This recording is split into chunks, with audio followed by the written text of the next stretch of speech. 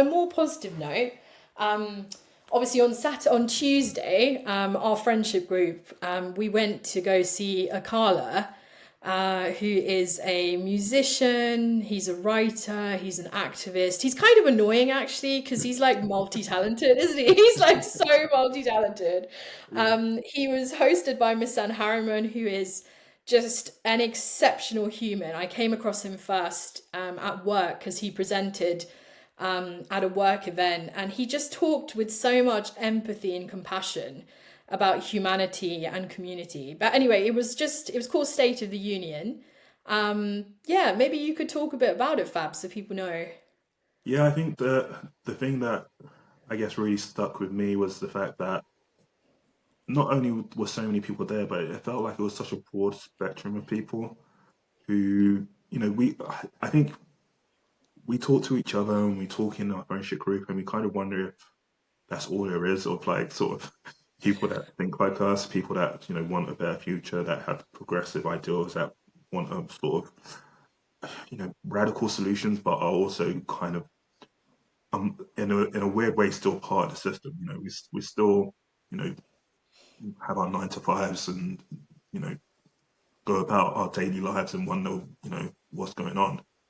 And it felt like everybody in the room was the same as that, but still, wanted a better future, still wanted to do the work. And young, old, black, white, and everything in between, we were all there and we were all listening and we were all sort of getting that.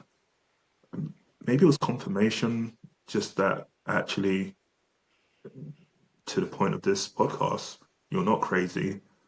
Crazy things are going on in the world, um, but there are ways that we can deal with it. And you know, it's an old phrase, and maybe it's been done to death, but knowledge is power.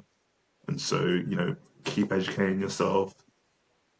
One of the facts he shared was that was it as recently as 1991, it was lawful in the UK for a man to force himself on his wife. And I'm Hmm. like, oh, that's not that long ago. And so, to your point around like looking at other countries and saying they're savages, we have been savages for a long time over here.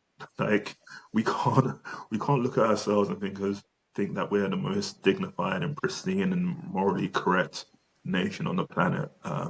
We still got work to do, and a lot of that can be undone really quickly if we're not careful, if we're not vigilant, if we don't, do this mass participation thing, right?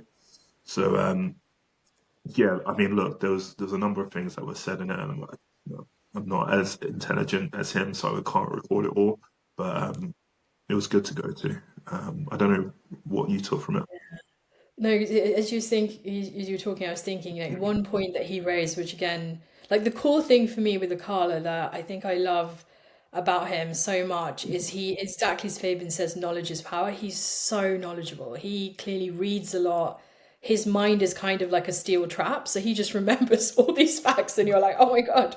So like one thing he was saying is, and Trump says this a lot, he talks about invasion, people invading from these third world nations. But he was saying that in the UK, for example, when we rightly set up the Ukraine resettlement scheme, Ukraine on the corruption index was way, way below. Ukraine, in terms of, I think it was like literacy, access to democracy, the amount of corruption, all of these things on the markers, they were lower down than some African nations, which are typically heralded as these kind of savage third world nations, these third world countries in this kind of derogatory way. He obviously more so than Fabian and I, as we say, we can't remember the stats, so we'll have to go dig that out. But like, it was just such an interesting point to make, because you just never really think about it. And again, you'd have to go beyond the headline